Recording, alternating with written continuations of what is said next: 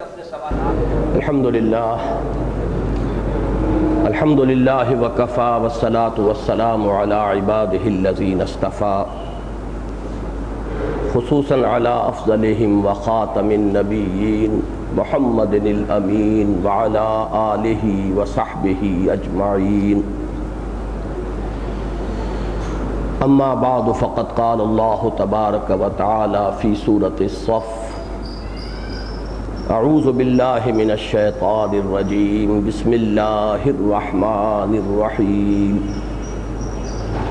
یریدون لیطفئوا نور اللہ بافواہہم واللہ متم نورہ ولو کرہ الکافرون هو الذی ارسل رسولہ بالہدی ودین الحق لیظہرہ علی الدین کلہ ولو کرہ المشرکون وقال تبارک وتعالی فی سورة التوبہ یریدون لیطفئوا نور اللہ بافواہہم وَيَأْبَى اللَّهُ إِلَّا أَن يُتِمَّ نُورَهُ وَلَوْ كَرِهَ الْكَافِرُونَ هُوَ الَّذِي أَرْسَلَ رَسُولَهُ بِالْهُدَى وَدِينِ الْحَقِّ لِيُظْهِرَهُ عَلَى الدِّينِ كُلِّهِ وَلَوْ كَرِهَ الْمُشْرِكُونَ وقال جل وعلا في سورة الفتح هو الذي أرسل رسوله بالهدى ودين الحق ليظهره على الدين كله وكفى بالله شهيدا محمد رسول الله والذين معه أشداء على الكفار رحماء بينهم تراهم ركعا سجدا يبتغون فضلا من الله ورضوانا صدق الله العظيم رب اشرح لي صدري ويسر لي امري واحلل عقدة من لساني يفقهوا قولي اللهم ربنا الهمنا رشدنا واعذنا من شرور انفسنا اللهم ربنا زدنا ایمانا وہدا وعلما نافعا وعملا صالحا متقبلا آمین یا رب العالمین۔ پچھلے ہفتے میں نے یہ عرض کر دیا تھا کہ آج کا ہمارا درس پورا کا پورا صرف ایک آیت پر ہوگا، سورہ صف کی آیت نمبر 9۔ پچھلے درس میں ہم سورہ صف کی ابتدائی 8 آیات کا مطالعہ کر چکے ہیں۔ جمعے میں بھی میں نے اس کا اعلان کر دیا تھا اور آج اخباری اطلاع بھی آپ حضرات کے نظر سے گزر چکی ہوگی کہ ہمارے آج کے درس کا اگر ویسے عنوان معین کیا جائے تو وہ یہ ہے کہ بعثت محمدی علی صاحب الصلاۃ والسلام کا منتہائے مقصود اسلام کا عالمی غلبہ۔ یہ آیہ مبارکہ جو ہمارا آج کا موضوع ہے، سب سے پہلے میں اس کی جو اہمیت ہے وہ چند حوالوں سے آپ حضرات کے سامنے رکھ دینا چاہتا ہوں۔ اس کی اہمیت کا ایک مظہر تو یہ ہے کہ قرآن مجید میں اس کا جو بڑا حصہ ہے جزو اکبر، وہ بغیر ایک شوشے کے فرق کے 3 مرتبہ آیا۔ هو الذی ارسل رسولہ بالہدی ودین الحق لیظہرہ علی الدین کلہ۔ یہاں تک ایک شوشے کا فرق نہیں ہے۔ سورہ توبہ کی آیت نمبر 33، سورہ صف کی آیت نمبر 9 جو اس وقت ہمارا موضوع درس ہے، اور سورہ فتح کی آیت نمبر 28۔ ان الفاظ میں ان تینوں مقامات پر ایک نقطے اور شوشے تک کا فرق نہیں ہے۔ 2 مقامات پر یعنی سورہ صف اور سورہ توبہ میں اختتام ہوتا ہے وَلَوْ كَرِهَ الْمُشْرِكُونَ۔ گویا کہ سورہ توبہ اور سورہ صف میں جو یہ آیت مبارکہ آئی ہے تو پوری آیت بعین ہی ہے، اس میں کہیں کوئی فرق نہیں۔ البتہ تیسرا مقام جو سورہ فتح کا ہے اس میں اس کا اختتام ہوا ہے وَكَفَى بِاللَّهِ شَهِيدًا۔ اب ظاہر بات ہے کہ قرآن مجید میں الفاظ کا بار بار دہرا کر اسی صورت میں آنا قطعی طور پر ان کی اہمیت پر دلالت کرتا ہے۔ اس لیے کہ دو باتیں میں نے بارہا عرض کی ہیں کہ نہ تو عربی زبان کا دامن جو ہے وہ ووکیبلری کے اعتبار سے تنگ ہے، بہت وسیع الذیل، بڑے وسیع دامن والی زبان ہے، اس کے پاس الفاظ کا بہت بڑا ذخیرہ ہے، اور معاذ اللہ ثم معاذ اللہ نہ ہم یہ کہہ سکتے ہیں کہ اللہ کی ووکیبلری محدود ہے۔ اب ان دونوں چیزوں کو سامنے رکھیے تو پھر اگر بعین ہی وہی الفاظ دہرا کر آ رہے ہوں تو اس کا سبب اس کے سوا اور کوئی نہیں ہو سکتا منطقی طور پر کہ ان الفاظ کی خصوصی اہمیت ہے، اور اللہ تعالیٰ یہ چاہتا ہے کہ ان پر توجہ کو پورے طور پر مرتکز کیا جائے، بالکل اس انداز میں کہ جیسے غالب کا شعر میں نے بارہا کوٹ کیا ہے کہ زیر ہر لفظ غالب چیدام میں خانائے، یا انہوں نے اردو میں کہا ہے کہ گنجینہ معنی کا طلسم اس کو سمجھیو جو لفظ کے غالب میرے اشعار میں آوے۔ تو میں عرض کیا کرتا ہوں کہ غالب کے ہاں تو یہ تعلی ہے، ایک اس کے الفاظ میں تو بھرتی کے، اس کے اشعار میں بھرتی کے الفاظ کی نشاندہی کی جا سکتی ہے، لیکن کلام اللہ کے لیے یہ دونوں باتیں 100% درست ہیں کہ گنجینہ معنی کا طلسم اس کو سمجھیو، وہ لفظ جو غالب میرے اشعار میں آوے۔ قرآن مجید میں جو لفظ آتا ہے یقیناً وہ گنجینہ معنی کا طلسم ہے، اس کے اندر یوں سمجھیے کہ علم و حکمت کے بڑے خزانے مصبر ہیں، اور یہ کہ زیر ہر لفظ غالب، زیر ہر لفظ قرآن چیدام میں خانہ ہے، قرآن مجید کے تو ہر لفظ کے نیچے ہمیں ایک پورا میخانہ ملا ہے، معانی کا میخانہ۔ تو اب یہاں اگر تکرار ہے تو ظاہر بات ہے کہ اس کا سبب ایک ہی ہو سکتا ہے کہ ان کی خصوصی اہمیت کی طرف توجہ دلائی جائے۔ دوسری بات میں خاص طور پر شاہ ولی اللہ دہلوی رحمۃ اللہ علیہ کے حوالے سے عرض کرنا چاہتا ہوں۔ انہوں نے اس آیت مبارکہ کو قرآن مجید کی اہم ترین آیات میں سے شمار کیا ہے۔ ان کی ایک بہت معرکۃ الآراء کتاب ہے ازالۃ الخفا عن خلافت الخلفاء۔ خلافت کا جو تصور اسلام میں ہے اور خلافت راشدہ کا جو مقام ہے وہ ایک اہم موضوع ہے، اور اس پر ان کی 2 والیومز میں یہ ضخیم تصنیف ہے ازالۃ الخفا عن خلافت الخلفاء۔ اس میں ایک باب انہوں نے چند ان بنیادی آیات پر مشتمل باندھا ہے کہ جو اس موضوع کے اعتبار سے اہم ترین ہے پورے قرآن مجید میں، انہی میں یہ آیہ مبارکہ بھی ہے۔ اس پر جو تفصیل سے انہوں نے لکھا ہے، میں نے اس کا ترجمہ جو ہے مولانا عبدالشکور لکھنوی رحمۃ اللہ علیہ نے ترجمہ کیا تھا، چونکہ وہ پوری عبارت خاصی مغلق ہے۔ شاہ صاحب کا اپنا ایک مابعد الطبیعیات کا معاملہ ہے، ان کے اپنے کچھ فلسفے اور نظریے ہیں، ان کے حوالے سے جب بات ہوتی ہے تو جدید عام تعلیم یافتہ آدمی جو ہے جس نے عربی اور پرانی منطق کا مطالعہ نہ کیا ہو، ان کو ان عبارتوں کے سمجھنے میں دقت ہوتی ہے۔ لیکن یہ کہ مولانا عبدالشکور لکھنوی نے جو اس کا ترجمہ کیا اس عبارت کا، اس لیے کہ اصل کتاب عربی اور فارسی میں ہے، کہیں وہ عربی میں چلتے ہیں کہیں فارسی میں چلتے ہیں، لیکن اس کا ترجمہ اردو میں جو کیا ہے تو بریکٹس میں اضافے کر کے اس کی تسہیل کر دی ہے، جیسے کہ یہ ترجمہ آپ جو اوپر دیکھ رہے ہیں اس میں بھی ہم نے بریکٹس میں اضافے کیے۔ یہ میں نے میثاق میں بھی شائع کیا تھا، اور اس وقت ہماری یہ کتاب جماعت شیخ الہند کے نام سے جو ہے اس میں بھی یہ مضمون شامل ہے۔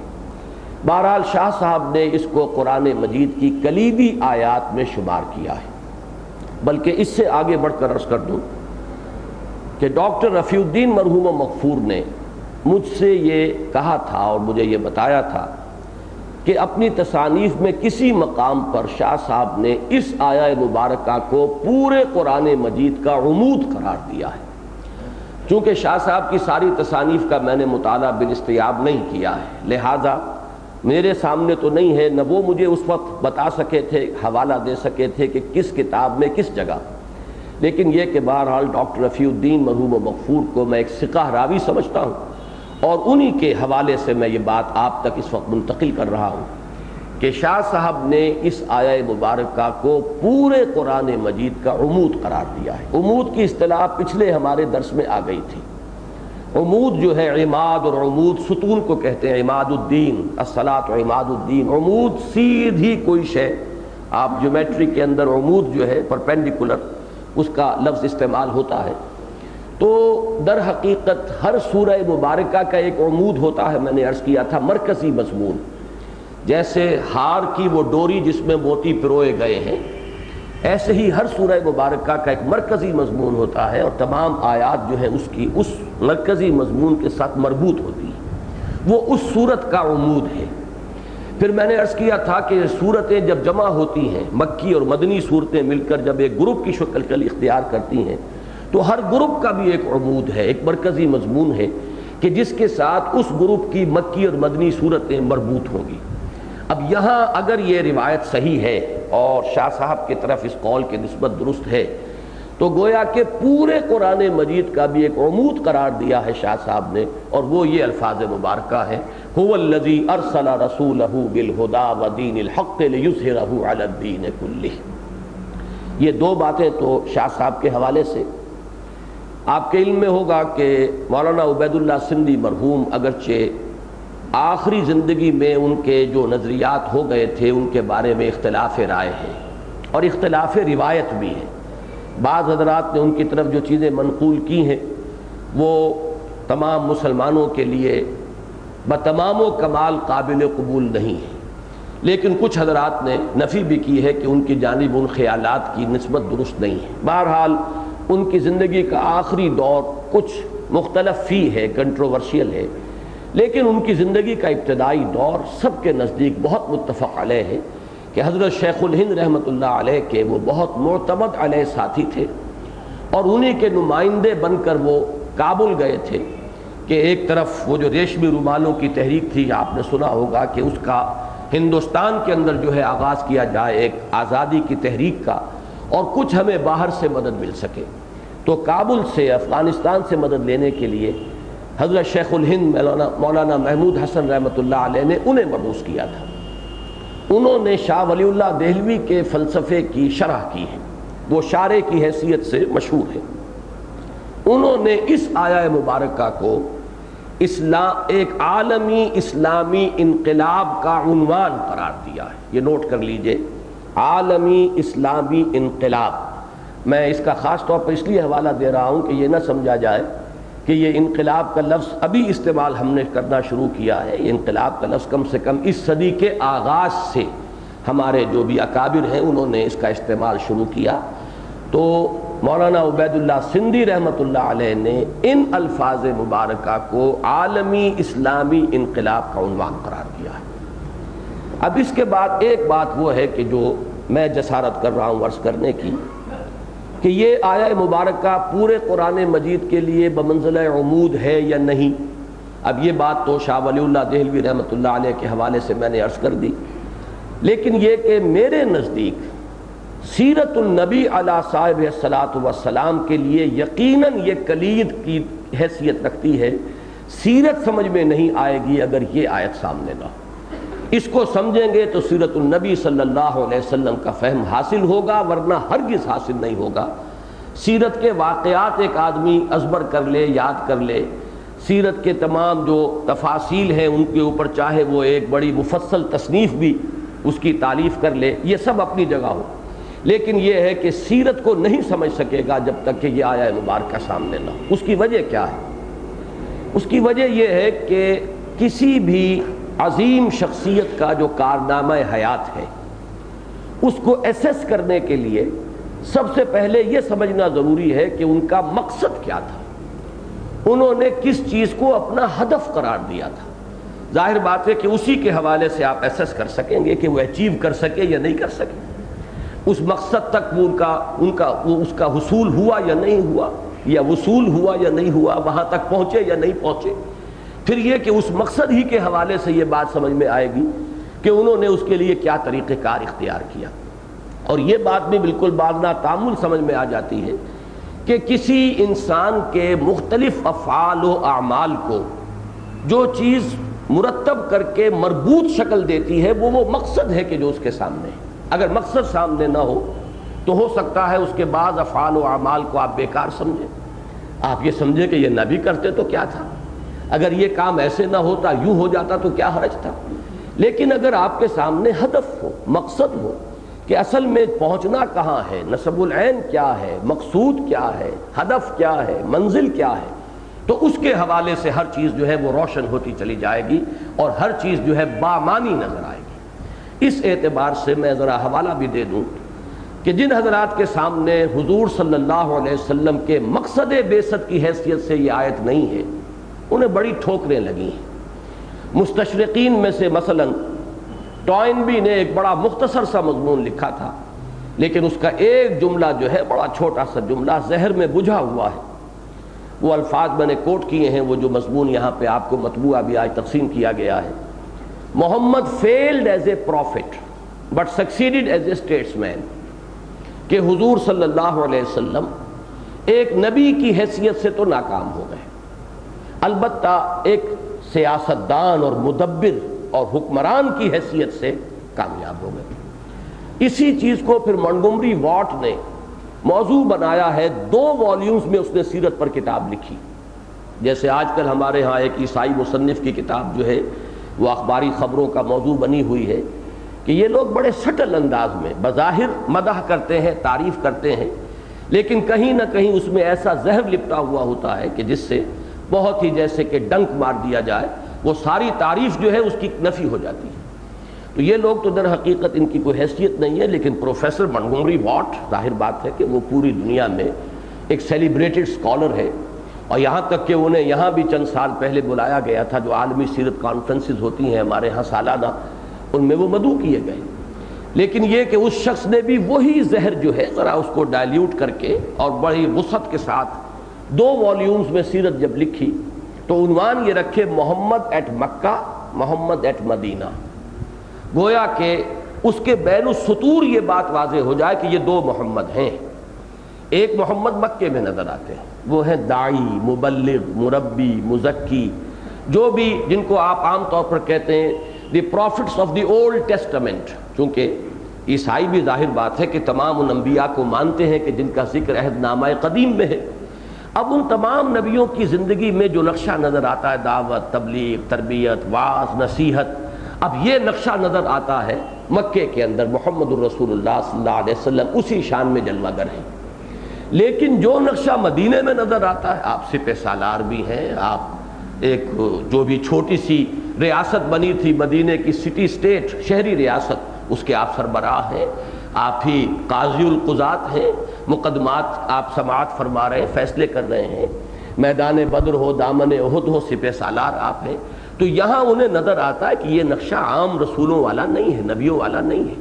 حضرت مسیح علیہ السلام کی سیرت میں یہ نقشہ کہیں انہیں نظر نہیں آتا، حضرت یحییٰ علیہ السلام کی سیرت میں یہ نقشہ نظر نہیں آتا، اور ان کے 2 عظیم ترین یوں سمجھیے کہ جو بزرگ ہیں یا ہیروز جو ان کے ہیں، وہ حضرت مسیح ہیں، جیزس آف نزارت، یا حضرت یحییٰ ہیں، جان دی بیپٹسٹ، اور انہی کے حوالے سے ان کے تصورات بنے ہیں۔ تو یہ تصور در حقیقت دیا گیا ہے کہ اگرچہ حضور صلی اللہ علیہ وسلم کے لیے جتنے بھی قابل تعریف الفاظ ہو سکتے ہیں، آپ کا سیاسی تدبر، آپ کی معاملہ فہمی، آپ کی موقع شناسی، آپ کی انتظامی صلاحیت، آپ کا انسانوں کو پہچاننا اور ان کی صلاحیتوں کو صحیح طور پر استعمال کرنا، جو ایک مدبر اور منتظم اور ایک سٹیٹسمین کی صلاحیتیں ہو سکتی ہیں، اس کے اعتبار سے تمام سپرلیٹوز جو ہے استعمال کر دیے ہیں منٹگومری واٹ نے۔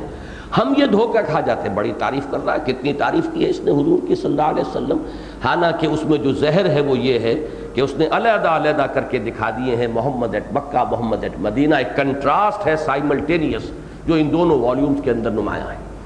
یہ چیز اصل میں سمجھ میں آ سکتی ہے، اور یہ تضادات کچھ اور بھی ہیں۔ مثال کے طور پر ایک تضاد تو مکی اور مدنی دور میں نظر آتا ہے، ظاہری تضاد، ظاہری کا لفظ یہاں ایڈ کر لیجئے، وہ تو یہ ہے کہ مکی دور میں حکم یہ ہے کہ چاہے تمہارے ٹکڑے کر دیے جائیں، ہاتھ نہ اٹھاؤ، کوئی جوابی کارروائی نہیں۔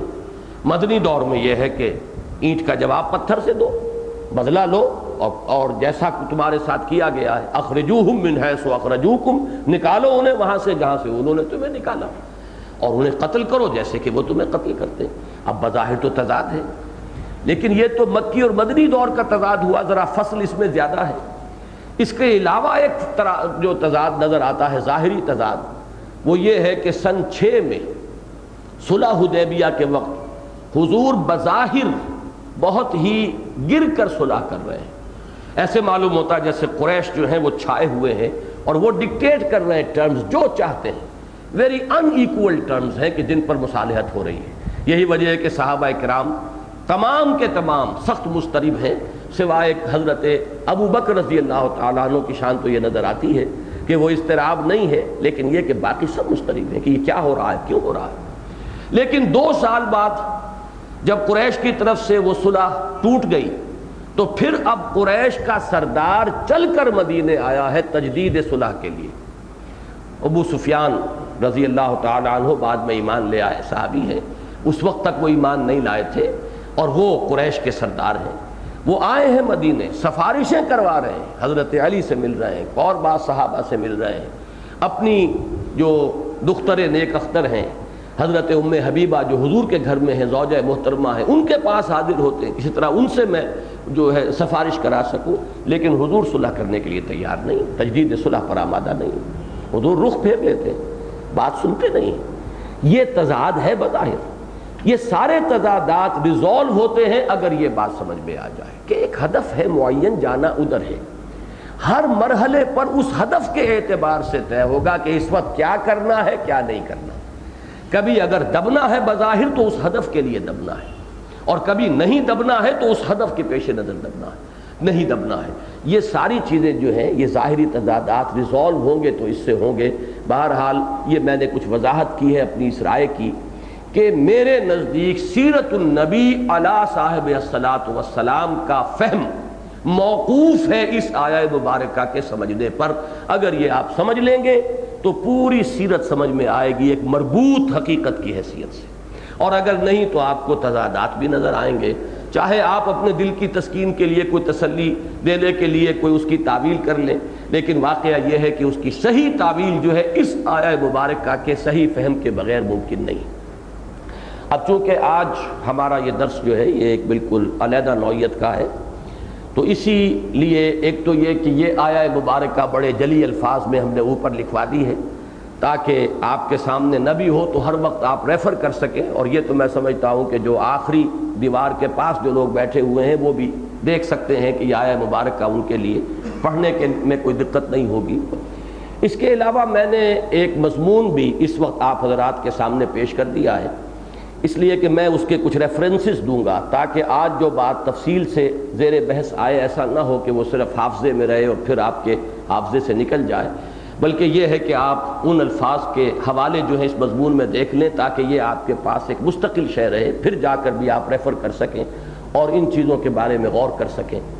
تیسرے یہ کہ آج کا ہمارا یہ درس جو ہے وہ ہماری عام روش سے ذرا ہٹ کر ہوگا کہ اس میں جو کلاس روم ٹیچنگ کا ایک انداز ہوتا ہے وہ میں اختیار کرنے کی کوشش کروں گا، بلیک بورڈ بھی یوز کروں گا۔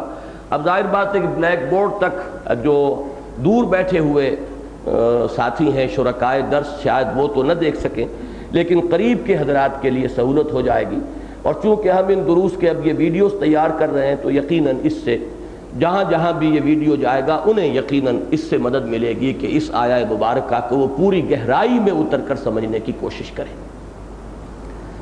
یہ آیہ مبارکہ میں تلاوت کر چکا ہوں، اور میں نے اسی لیے ان تینوں مقامات کی تلاوت کر دی۔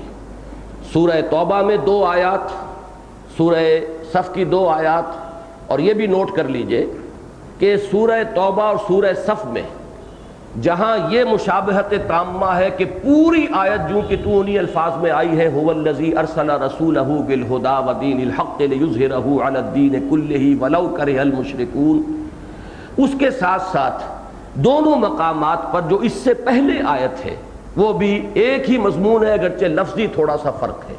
وہ آیت جو ہم پڑھ چکے ہیں پچھلی مرتبہ، یریدون لیطفئوا نور اللہ بافواہہم واللہ متم نورہ ولو کرہ الکافرون۔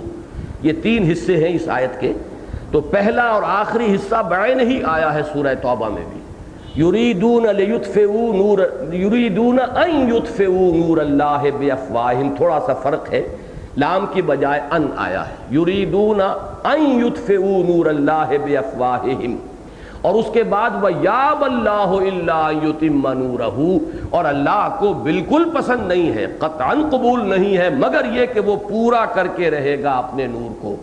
سورہ صف میں فرمایا وَاللَّهُ مُتِمُّ نُورِهِ، اللہ اپنے نور کا اتمام فرما کر رہے گا، اور یہاں فرمایا اللہ کو ہرگز منظور نہیں ہے مگر یہ کہ وہ پورا کرے اپنے نور کو، آخری ٹکڑا پھر بیان ہی وہی ہے وَلَوْ كَرِهَ الْكَافِرُونَ.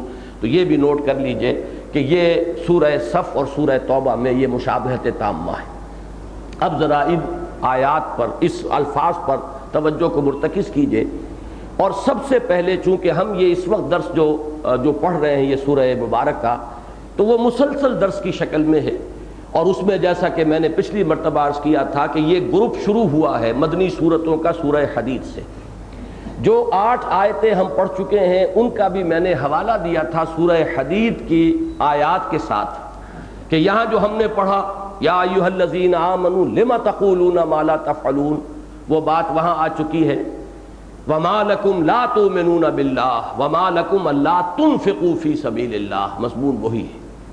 دوسرا حصہ جو 4 آیات کا تھا جس میں بنی اسرائیل کی ایک تاریخ بیان کی گئی ہے، یہ در حقیقت شرح ہے سورہ حدید کے ان الفاظ کی وَلَا يَكُونُوا كَالَّذِينَ أُوتُوا الْكِتَابَ مِنْ قَبْلُ فَطَالَ عَلَيْهِمُ الْأَمَدُ فَقَسَتْ قُلُوبُهُمْ وَكَثِيرٌ مِّنْهُمْ فَاسِقُونَ. اسی طرح سب سے پہلے یہ نوٹ کیجئے، اسی لیے میں نے جو سورہ حدید کی آیت نمبر 25 ہے اس کا یہ ٹکڑا یہاں لکھوا دیا ہے، اور اس کے نیچے یہ آیہ مبارکہ جو ہے اس کا جو جزو اعظم ہے اس کے الفاظ درج کر دیے ہیں تاکہ تقابل میں آسانی ہو. سب سے پہلے یہ نوٹ کیجئے کہ یہ پوری سورہ مبارکہ سورہ صف، بالخصوص اب جو حصہ ہم پڑھ رہے ہیں آیت نمبر 9 سے آیت نمبر 14 تک، یہ 6 آیات یہ در حقیقت شرح ہے سورہ حدید کی آیت نمبر 25 لَقَدْ أَرْسَلْنَا رُسُلَنَا بِالْبَيِّنَاتِ وَأَنزَلْنَا مَعَهُمُ الْكِتَابَ وَالْمِيزَانَ لِيَقُومَ النَّاسُ بِالْقِسْطِ وَأَنزَلْنَا الْحَدِيدَ فِيهِ بَأْسٌ شَدِيدٌ وَمَنَافِعُ لِلنَّاسِ وَلِيَعْلَمَ اللَّهُ مَن يَنصُرُهُ وَرُسُلَهُ بِالْغَيْبِ إِنَّ اللَّهَ قَوِيٌّ عَزِيزٌ. تو اس آیہ مبارکہ کا پہلا ٹکڑا تو یہ ہے جو اوپر لکھا گیا ہے، اور یہ آیہ مبارکہ بالکل اس کی شرح ہے. وہ شرح کس معنی میں ابھی میں عرض کروں گا. باقی جو بقیہ 5 آیات ہیں سورہ صف کی وہ اسی آیہ مبارکہ کے دوسرے حصے کی شرح ہے. چنانچہ صرف ایک مشابہت کی طرف اشارہ کر دوں کہ آخری آیت جو ہے سورہ صف کی یا ایھا الذین آمنوا کونوا انصار اللہ، اہل ایمان اللہ کے مددگار بنو. کما قال عیسی ابن مریم للحواریین من انصاری الی اللہ، جیسے کہ کہا تھا عیسیٰ ابن مریم نے اپنے حواریین سے کون ہے میرا مددگار اللہ کی طرف. اللہ کی مدد، رسول کی مدد، بعین ہی اس پر یہ سورہ حدید کی آیت ختم ہوتی ہے وَلِيَعْلَمَ اللَّهُ مَن يَنصُرُهُ وَرُسُلَهُ بِالْغَيْبِ. اللہ دیکھنا چاہتا ہے کہ کون ہیں اس کے وفادار بندے جو مدد کرتے ہیں اس کی اور اس کے رسولوں کی. تو اللہ کی مدد، اللہ کے رسولوں کی مدد، اس پر وہ آیہ مبارکہ ختم ہوئی، اور اسی مضمون پر یہ سورہ مبارکہ ختم ہوگی. یہ تو ہم اگلے انشاءاللہ درس میں پڑھیں گے. اس وقت تقابل کر لیجئے ان الفاظ کا. دیکھیے لقد ارسلنا، ہم نے بھیجا، اس کے نیچے هو الذی ارسلا، وہی ہے جس نے بھیجا.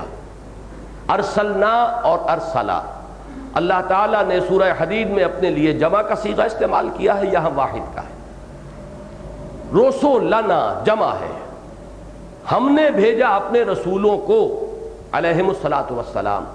یہاں واحد ہے هو الذی ارسل رسولہ، وہی ہے جس نے بھیجا اپنے رسول کو صلی اللہ علیہ وسلم. اسی لیے رسولنا اس کے نیچے رسولہ کا لفظ میں نے درج کرایا. یہ بے کے ساتھ جو ہے با کو اس قدر طویل اس لیے کیا ہے کہ وہاں بے سے شروع ہوا بالبینات وانزلنا معہم الکتاب والمیزان.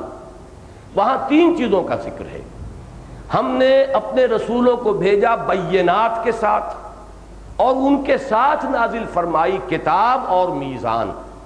گویا کہ جب اس کو جمع کے صیغے میں بیان کیا ایک یونیورسل ٹروتھ کی حیثیت سے تمام رسولوں کے لیے، تو 3 چیزیں شمار کی، بینات، اور بینات کے معنی نشانیاں، اور یہاں پہ مراد ہے معجزے. رسولوں کو معجزے دیے گئے جو ان کے رسول ہونے کو اظہر من الشمس کر دیں، مبرہن کر دیں کہ یہ اللہ کے رسول ہیں. اور پھر 2 چیزیں اور دی گئیں، الکتاب اور المیزان. یہاں ہم دیکھتے ہیں جب تقابل کرتے ہیں کہ 2 چیزیں رہ گئیں، بالہدا و دین الحق. اس کا سبب کیا ہے؟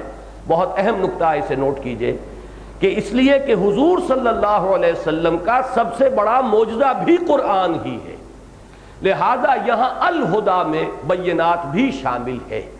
اس لیے کہ حضور کے جو معجزے ہیں، اگرچہ بہت سے معجزات ہیں، خرق عادت واقعات بے شمار ہیں، لیکن اصل معجزہ جو ہے، اور معجزہ اصل میں کہتے کسے ہیں؟ اعجزا یعجز اعجازا، عاجز کر دینا۔ معجزہ کے معنی ہے وہ شے جو عاجز کر دے، جس کے لیے چیلنج کیا گیا ہو کہ آؤ مقابلہ کر لو۔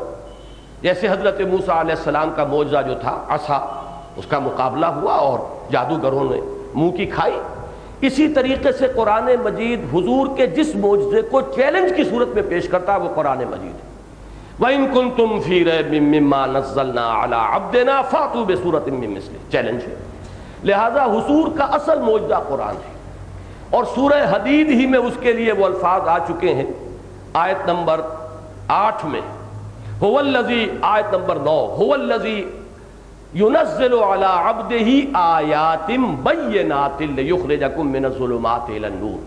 گویا کہ تمام رسولوں کے ضمن میں اگر ہم تین چیزیں کہیں گے، معجزے، کتاب اور میزان، تو وہاں حضور صلی اللہ علیہ وسلم کے ذکر میں وہ صرف دو چیزیں ہو گئیں، الہدا یعنی قرآن حکیم، اس لیے کہ یہی حضور کا سب سے بڑا معجزہ بھی ہے، اور المیزان نے شکل اختیار کی ہے دین حق۔ اب یہ مکمل ہو کر اب یہ میزان کامل ہو گئی ہے دین حق کی شکل میں۔ آگے چلیے، لے یقوم الناس بالقسط، یہ لام کو پھر یہاں پر جمع کیجئے، لے یظہرہ علی الدین کلہ، لے یقوم الناس بالقسط، یہ لام ایک دوسرے کے نیچے آئے ہیں کہ اللہ نے اپنے تمام رسولوں کو بھیجا معجزے دے کر، کتاب دے کر، میزان دے کر، کس لیے؟ تاکہ لوگ عدل پر قائم ہوں۔ جو نظام عدل و قسط دیا اللہ نے، جس رسول کے ذریعے جو نظام دیا اس کو وہ نافذ کریں، اور تاکہ لوگ اس پر کاربند ہوں، ورنہ فائدہ کیا ہوا؟ بہترین نظام عدل و قسط آپ نے کتاب میں لکھ دیا لیکن وہ نافذ نہ ہو تو اس کا فائدہ کیا ہوا؟ لوگوں کو تو اس سے کچھ حاصل نہیں ہوگا۔ تاکہ لوگ قائم ہو انصاف پر، یہ ہے اصل ہدف، یہ ہے مقصد، ورنہ یہ تمام ایکسرسائز ان فیوٹیلٹی قرار پائے گی، جسے آپ کہتے ہیں کہ بیکار کی بات ہے۔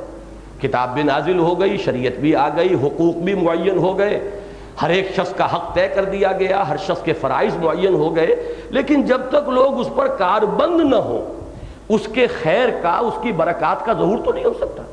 تو لے یقوم الناس بالقسط، بین ہی اس کی جگہ آیا لے یظہرہ علی الدین کلہ، یہ ہدف ہے اب محمد الرسول اللہ صلی اللہ علیہ وسلم کے بعثت کا، تاکہ اسے غالب کر دیں کل کے کل دین پر۔ مجھے اس پر تو ابھی شرح کرنی ہے تفصیل کے ساتھ، جو ترجمہ میں کر رہا ہوں اس کی دلیل کیا ہے، ایک ایک لفظ کی ہمیں جو لغوی اصل ہے اس پر غور کر کے ان باتوں کو سمجھنا ہے، لیکن بحیثیت مجموعی جو ترجمہ ہے وہ اوپر نوٹ کر لیجئے، وہی ہے اللہ۔ اب یہاں نوٹ کیجئے کہ وہی ہے اللہ، ہوا کی ضمیر اللہ کی طرف کیوں راجع ہو گئی؟ اس لیے کہ اس سے متصلاً قبل جو آیت ہے اس میں اللہ کا ذکر ہے جلی انداز میں، واللہ متم نورہ ولو کرہ الکافرون، اللہ اپنے نور کا اتمام فرما کر رہے گا، خواہ یہ کافروں کو کتنا ہی ناپسند ہو۔ هو الذی، اب یہاں ہوا کا لفظ جو ہے وہ جڑ گیا ہے آیت سابقہ کے ساتھ، وہی ہے، اسی لیے ہم نے بریکٹ میں لکھا وہی ہے اللہ۔ ارسل رسولہ، جس نے بھیجا اپنے رسول کو، مراد کیا ہے؟ محمد صلی اللہ علیہ وسلم، یہ ہم نے بریکٹ میں کر دیا۔ الہدا یعنی قرآن حکیم، اور دین حق یعنی اسلام، ان الدین عند اللہ الاسلام کے ساتھ، تاکہ غالب کر دے اس کو کل کے کل دین پر۔ اور آخری ٹکڑا ہے وَلَوْ كَرِهَ الْمُشْرِكُونَ، خواہ یہ مشرکوں کو کتنا ہی ناگوار۔ اب اس میں ایک ایک لفظ کو لیجئے، جیسا کہ میں نے عرض کیا، ہوا کا معین ہو گیا مفہوم اللہ، وہی ہے اللہ۔ ارسل رسولہ، یہ الفاظ عام ہیں، ہر مسلمان رسول کے لفظ کو بولتا ہے، جانتا ہے۔ ارسلہ یرسلو کے معنی ہے بھیجنا، پیغام دینا، پیغام پہنچانا، اور اس سے جو لفظ بنتا ہے مفعول وہ تو ہے مرسل۔ مرسل وہ ہے جسے بھیجا گیا ہو۔ قرآن مجید میں یہ لفظ بھی آیا ہے، بہت سے حضرات کو آیات یاد ہوں گی، فَلَنَسْأَلَنَّ الَّذِينَ أُرْسِلَ إِلَيْهِمْ وَلَنَسْأَلَنَّ الْمُرْسَلِينَ۔ مرسلین یہ جمع کا لفظ آیا، مرسلون یعنی وہ کہ جو بھیجے گئے، ہم پوچھ کر رہیں گے ان سے بھی جن کی طرف ہم نے رسولوں کو بھیجا، اور ہم پوچھ کر رہیں گے رسولوں سے بھی۔ یہی بات فرمائی گئی ہے سورہ کہف میں، وَمَا نُرْسِلُ الْمُرْسَلِينَ إِلَّا مُبَشِّرِينَ وَمُنذِرِينَ، ہم نہیں بھیجتے رہے اپنے رسولوں کو مگر مبشر اور نذیر بنا کر۔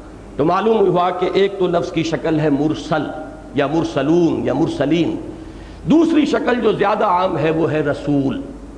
رسول فعول کے وزن پر ہے اور اس میں ایک مبالغے کا انداز پیدا ہو جاتا ہے۔ مرسل تو کوئی بھی شخص ہے جو پیغام دے کر بھیج دیا گیا، لیکن رسول کے لفظ میں یہ بات واضح ہوتی ہے کہ ان کا کام ہی پیغام پہنچانا ہے، وہ کوئی جزوی پیغام رساں نہیں ہے، بلکہ تو ان کی تو زندگی کا مقصد، ان کی تمام توانائیوں کا ہدف جو ہے وہ پہنچانا ہے اللہ کی طرف سے پیغام، گویا کہ وہ ان کی زندگی کی نمایاں ترین شے بن جاتی ہے۔ هو الذی ارسل رسولہ، وہی ہے اللہ جس نے بھیجا اپنے رسول کو صلی اللہ علیہ وسلم۔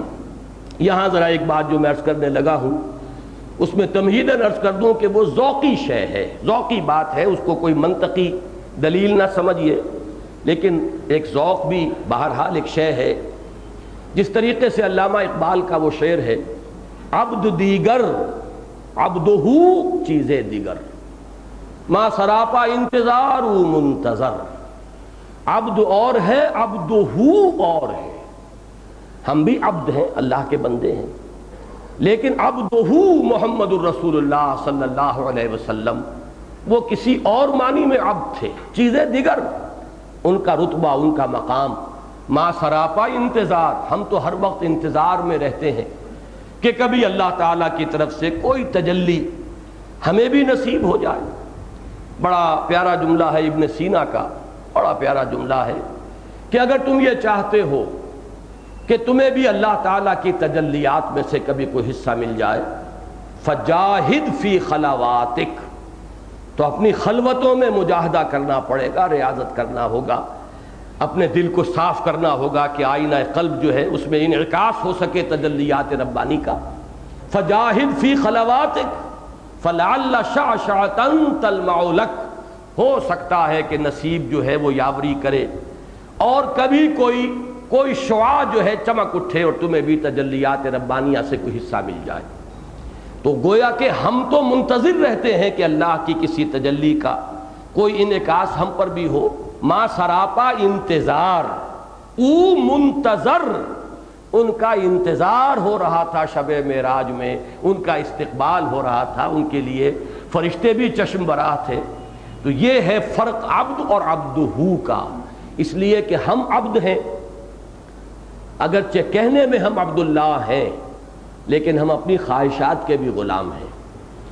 ہم کتنی ہی مرتبہ اللہ کے حکم کو پس پش ڈال کر اپنی خواہش کو مقدم کر لیتے ہیں، کتنے ہی مواقع پر اللہ کے حکم کو پیچھے ڈال کر زمانے کا رواج، برادری کا دباؤ، کیا کریں، رشتہ داروں کا معاملہ ہے، نہ معلوم مصلحتوں کو، کسی چیز کو ہم مقدم کر دیتے ہیں۔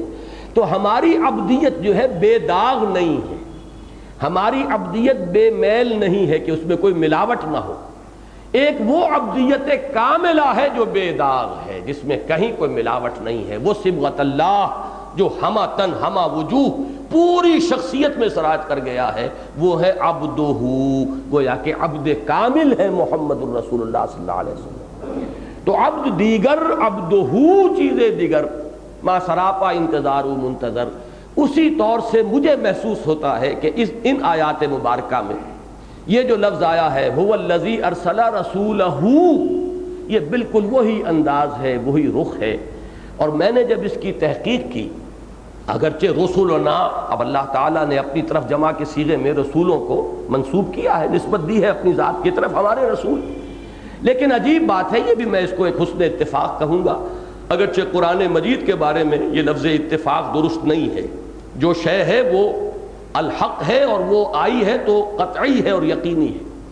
میں حیران ہوا، معجم المفہرس کا میں نے جائزہ لیا کہ رسولہ یا رسولہ یا رسولہ، یہ لفظ پورے قرآن میں سوائے محمد الرسول اللہ کے اور کسی کے لیے نہیں آیا صلی اللہ علیہ وسلم۔ اب یہ اتفاق تو نہیں ہو سکتا لیکن یہ کہ میں اسے کوئی منطقی دلیل بھی یعنی قرار نہیں دے رہا ہوں، ایک ذوقی بات ہے۔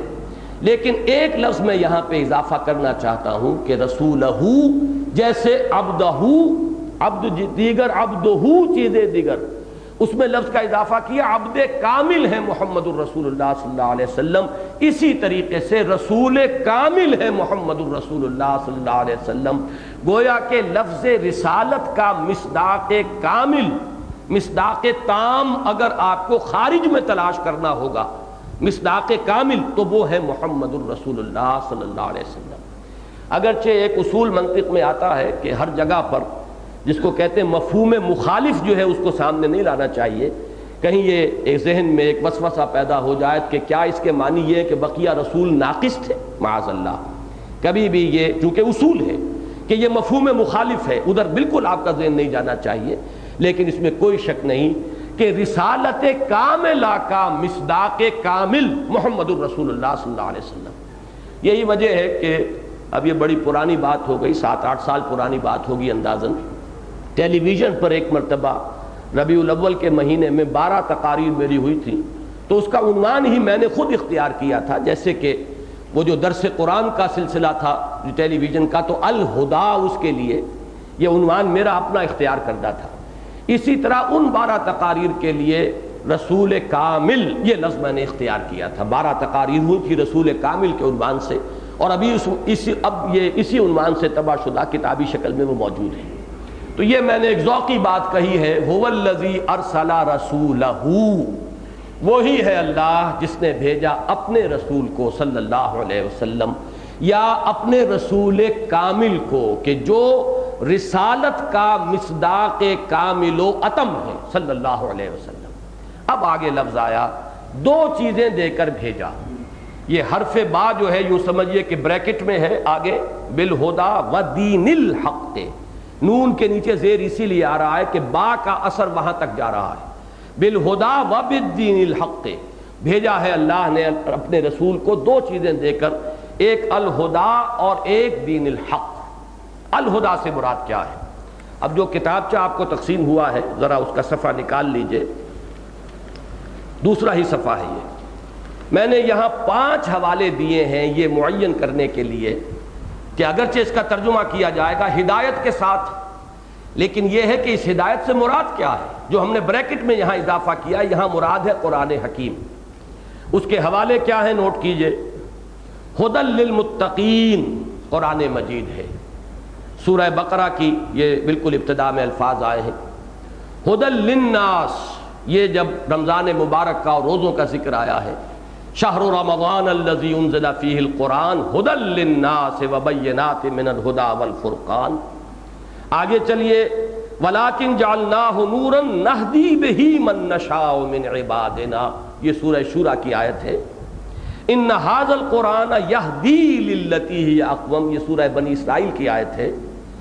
إِنَّا سَمِعْنَا قُرْآنًا عَجَبًا يَهْدِي إِلَى الرُّشْدِ، یہ سورہ جن کی آیت ہے۔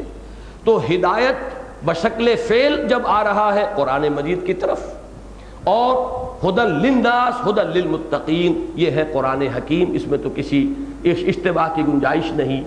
اب یہاں پر یہ ہدن پر الف لام لگ گیا ہے، یہ ہے اصل میں بات جو سمجھنے کی ہے کہ اس سے فرق کیا واقع ہوتا ہے۔ عربی زبان کا یہ قاعدہ جو ہے اکثر حضرات کے علم میں ہوگا کہ یہ ہے نکرہ،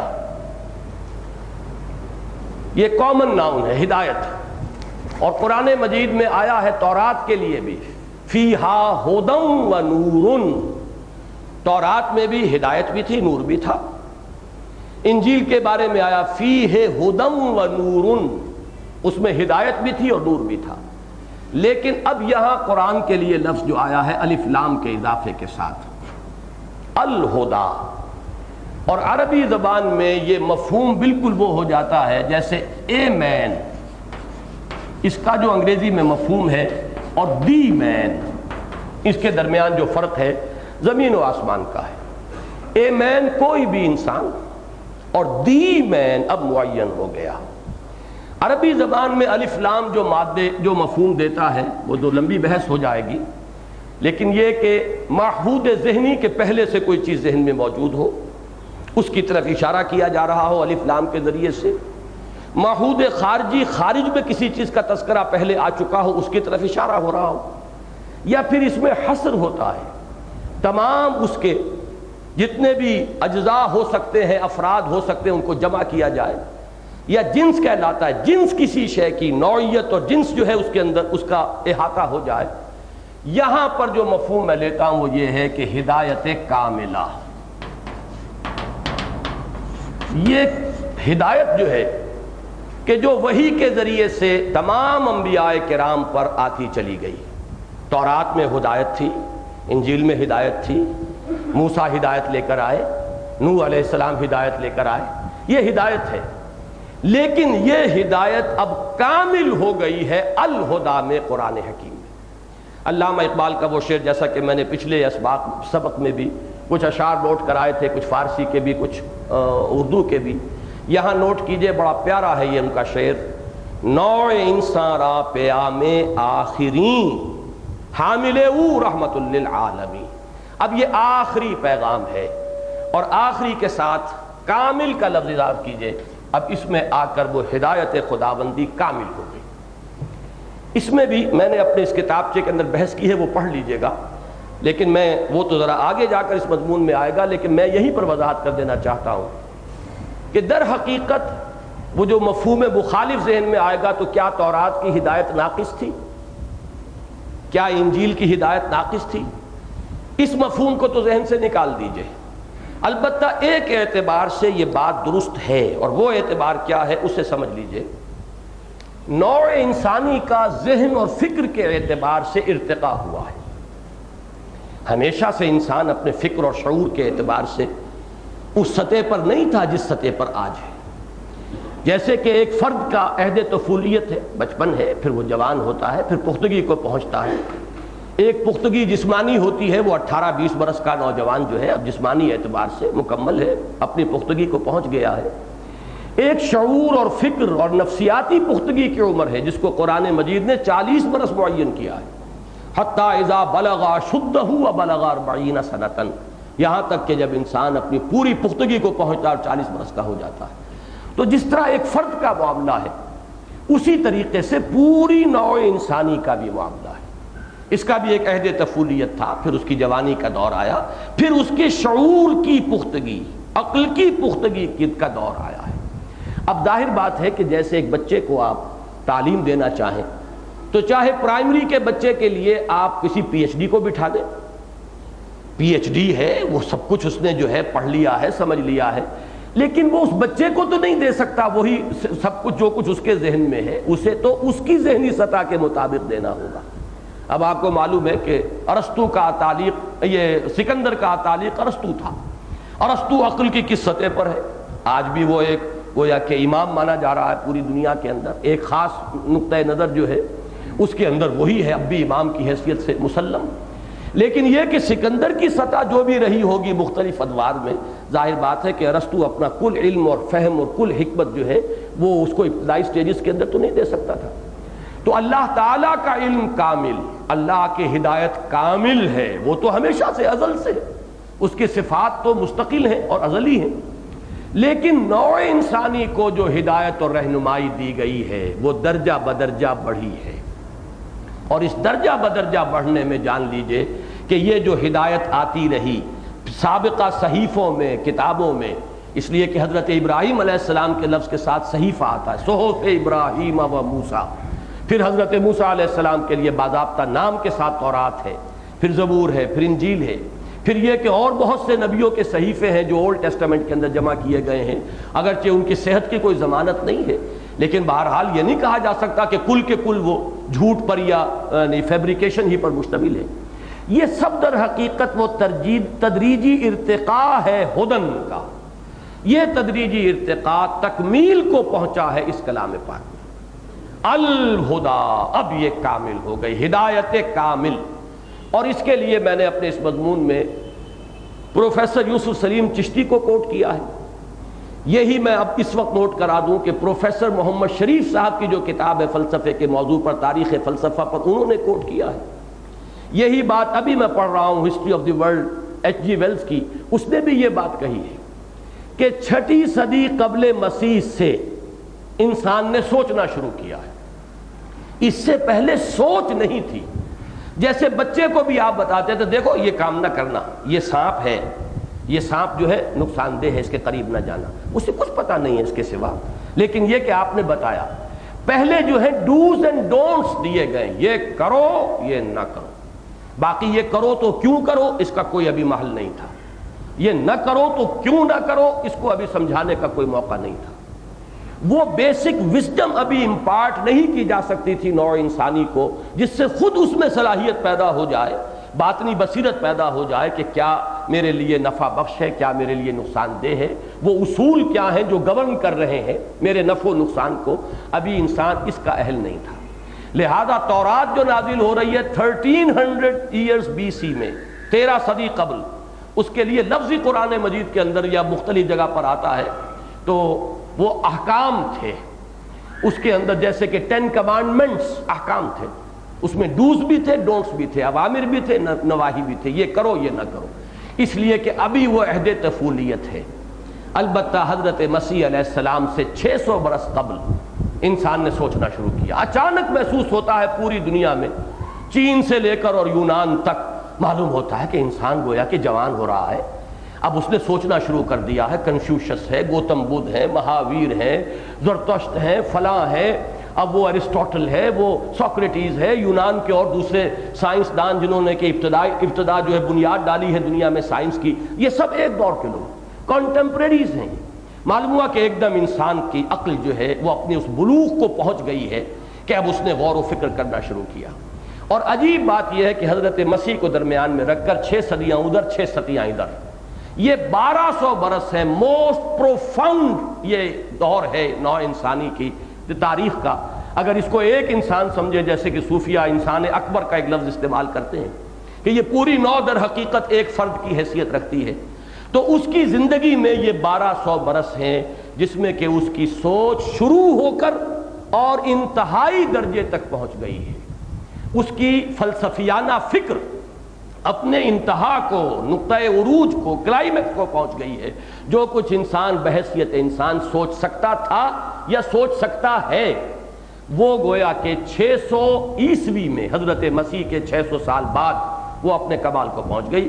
چشتی صاحب تو دعوے کے ساتھ کہا کرتے تھے, چونکہ ان کی ساری عمر گزری تھی, وہ جورو نہ جاتا اللہ میاں سے ناتا, شادی انہوں نے کی نہیں, ساری عمر کتابیں پڑھنا اور فلسفہ اور منطق اور تاریخ اور ادیان عالم, مذاہب عالم, پھر ان کا تقابلی مطالعہ, یہی ان کا موضوع تھا.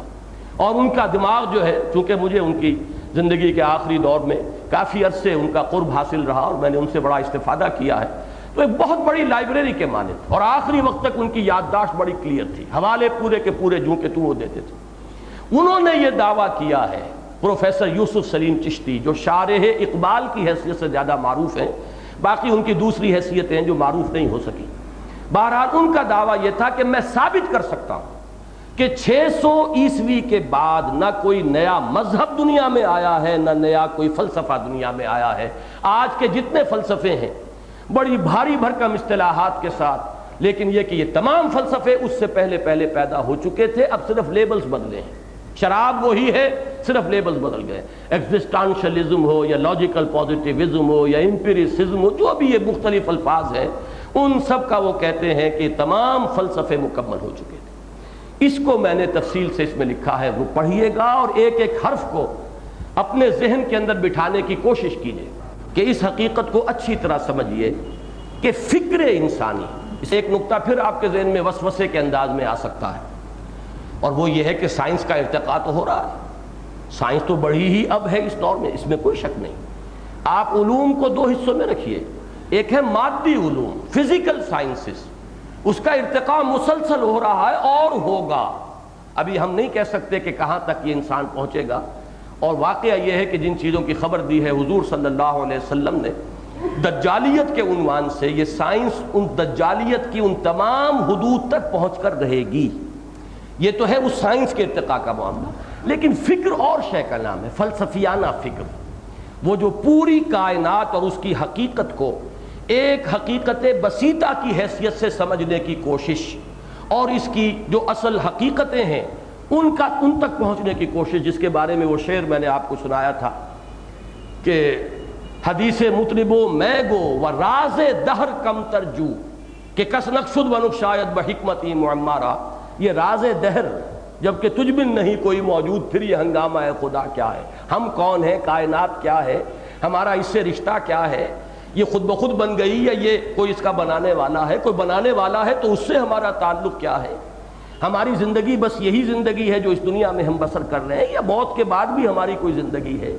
تو یہ تمام وہ مسائل ہیں کہ جن کا سائنس سے کوئی تعلق نہیں.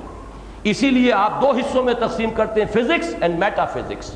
تو میں جس چیز کا ذکر کر رہا ہوں وہ میٹا فزکس ہے، وہ چیز کے جو ہمارے حواس کے دائرے سے باہر ہے. حواس کے دائرے کے اندر جو علوم ہیں انہیں آپ فزیکل سائنسز کہیں گے، ان میں ارتقاء ہو رہا ہے. لیکن وہ فکر انسانی، وہ فلسفیانہ فکر جو ہے، وہ میٹا فزیکل تھاٹ، اس کے مختلف شعبے ہیں، وہ مکمل ہو چکا تھا جب بعثت محمدی ہوئی صلی اللہ علیہ وسلم، اور اس وقت پھر اب الہدا دے دی گئی، ہدایت کاملہ. اور اسی کے ساتھ ایک ربط اور تعلق میں نے، چونکہ میرے ذہن میں آیا، میں نے بیان بھی کیا ہے باہر، آج پھر نوٹ کر لیجئے. یہی وجہ ہے کہ اس الہدا کی حفاظت کا ذمہ اللہ نے لیا. اس سے پہلے جتنی ہدن نازل ہوئی ان کی حفاظت کا ذمہ نہیں لیا، اس لیے کہ اصل کامل ہدایت تو ابھی آنے والی تھی. کوئی جو ہے اس کی ہدایت غیر ضروری تھی، اس کی حفاظت غیر ضروری تھی. کوئی اللہ تعالیٰ کو میوزیم نہیں سجانا تھا، اصل شے تو ہے ہدایت. اور ہدایت چونکہ ابھی یہ تدریجی ارتقاء ہے، اس کا ہو رہا ہے، تدریجی مراحل طے کر رہی ہے یہ ہدایت خداوندی. اللہ کے علم کے اعتبار سے نہیں، نوع انسانی جس کو ہدایت پہنچانی ہے اس کے ذہنی اور فکری ارتقاء کے اعتبار سے. لہذا یوں سمجھیے کہ انٹرم پیریڈز میں جو کچھ انہیں دے دیا گیا ہے اس کی حفاظت کی چندہ ضرورت نہیں ہے. ہاں جب وہ ہدایت کاملہ آ جائے گی، جب الہدا بن جائے گا معاملہ، وہاں تک پہنچے گا، اب اس کی حفاظت کا ذمہ لیا جائے گا. الیوم اکملت لکم دینکم واتممت علیکم نعمتی. جب یہ اتمام نعمت ہدایت ہو جائے گا تو پھر یہ بھی ساتھ ہی فرما دیا گیا، انا نحن نزلنا الذکر وانا لہ لحافظون. ہم نے ہی اس الذکر کو نازل کیا ہے اور ہم ہی اس کے محافظ ہیں. تو یہ ہے الہدا. وہی ہے اللہ جس نے بھیجا اپنے رسول کو صلی اللہ علیہ وسلم الہدا و دین الحق. صاف کرو اسے. اب ذرا زیادہ ثقیل لفظ آ گیا ہے، اس پر ذرا اور ہمیں گہرائی میں غور کرنا ہے. صاف کر دو صاحب.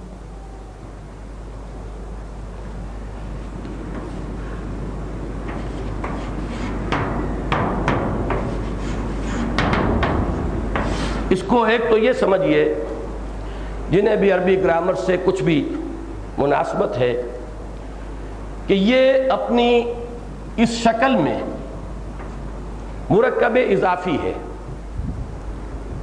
حق کا دین، لفظی ترجمہ یہ ہوگا. اگرچہ جب بھی کہیں آپ ترجمہ دیکھیں گے تو اس کو مرکب توصیفی کی شکل میں ترجمہ کیا جاتا ہے، سچا دین. مرکب توصیفی عربی زبان میں معلوم ہے آپ کو کہ وہ صفت موصوف بالکل ہم وزن ہوتے ہیں. اگر وہ معرفہ ہے تو وہ بھی معرفہ ہوگا، وہ نکرہ ہے تو وہ بھی نکرہ ہوگا. لیکن یہ کہ یہ مرکب اضافی کی صورت ہے، یہ حق کا دین. لیکن ہوتا ہے عربی زبان میں کبھی کبھی مرکب اضافی کی شکل میں مرکب توصیفی لایا جاتا ہے، لیکن دونوں میں کوئی فرق واقع نہیں ہوگا. مجھے جو بات اصل میں عرض کرنی ہے وہ یہ ہے کہ نتیجے کے اعتبار سے کوئی فرق نہیں. حق کا دین تو ذات حق کون ہے؟ میں نے دو حوالے دیے ہیں اپنے اس مضمون میں، نوٹ کر لیجئے گا. ذالک بأن اللہ هو الحق. یہ اس لیے کہ اللہ ہی ہے الحق، حق کامل. وہ ایک دعا جو رمضان مبارک میں جو حضرات یہاں تشریف لاتے رہے ہیں اور میرے ساتھ اگر وہ دعائے قنوت میں شامل رہے ہیں، تو ایک دعا حضور صلی اللہ علیہ وسلم کی جو تہجد کی دعاؤں میں بہت مشہور دعا ہے، اس میں الفاظ آتے ہیں انت الحق ووعدک الحق وقولک حق ولقاؤک حق. الحق اللہ ہے، اور جو شے اس کے ساتھ نسبت کرے گی وہ الحق ہو جائے گی. اللہ خود حق ہے، اس کا قول حق ہے، اس کا وعدہ حق ہے، اس کے ساتھ ملاقات حق ہے، اس کے رسول حق ہیں. تو معلوم یہ ہوا کہ اگر اس کا لفظی ترجمہ کریں گے حق کا دین، اور حق کون ہے؟ اللہ، تو مراد کیا ہوئی؟ اللہ کا دین۔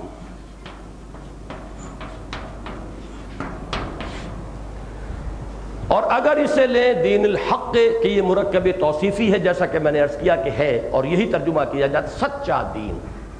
سچا دین اللہ تعالیٰ کا دین، نتیجے کے اعتبار سے کوئی فرق واقع نہیں۔ لیکن اب جس پر ہمیں غور کرنا ہے وہ لفظ دین ہے۔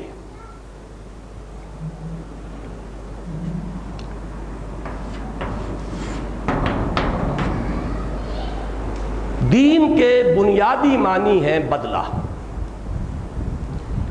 میں نے الفاظ اس میں لکھے ہیں، آپ پڑھیں گے کہ دین کے اساسی معنی وہی ہیں جو اساس القرآن یعنی سورہ فاتحہ میں جس معنی میں یہ لفظ آیا ہے۔ اساس القرآن سورہ فاتحہ ہے، اس کی تیسری آیت ہے مالک یوم الدین، جزا و سزا کے دن کا مالک۔ اور جزا اور سزا دونوں کے لیے ایک لفظ آ جائے گا بدلہ، بدلے کے دن کا مالک۔ دین کے معنی بدلہ۔ میں نے بہت سے حوالے دیے ہیں، میں چاہتا ہوں کہ آپ اس کتابچے کو جا کر پڑھیں اور ان تمام چیزوں کو ذہن نشین کریں۔ اگر دین کا کوئی کام کرنا ہے اور اس نہج پر کرنا ہے جس پر محمد الرسول اللہ صلی اللہ علیہ وسلم نے کیا ہے، تو اس آیہ مبارکہ کو سمجھنا اور اس درجے سمجھنا کہ آگے سمجھا سکیں، یہ بہت لازم ہے، ورنہ وہی اشتباہات رہیں گے۔ ہدف کے بارے میں ہی اگر انسان جو ہے معین نہ رہے، اپنے ذہن میں واضح نہ رہے اور اس کا دل ٹھکا ہوا نہ ہو، تو پھر تو عملی اعتبار سے تو وہ نقشہ پیدا ہو کر رہے گا جو علامہ اقبال نے کہا ہے کہ آہ وہ تیر نیم کش جس کا نہ ہو کوئی ہدف۔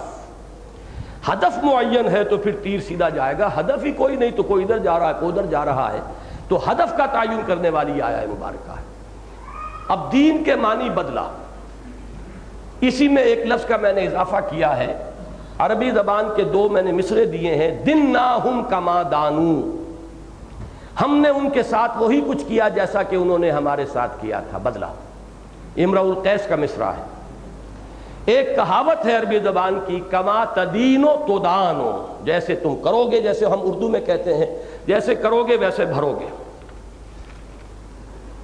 یہ صفحہ 4 پر یہ تمام حاشیوں کے اندر موجود ہیں حوالے۔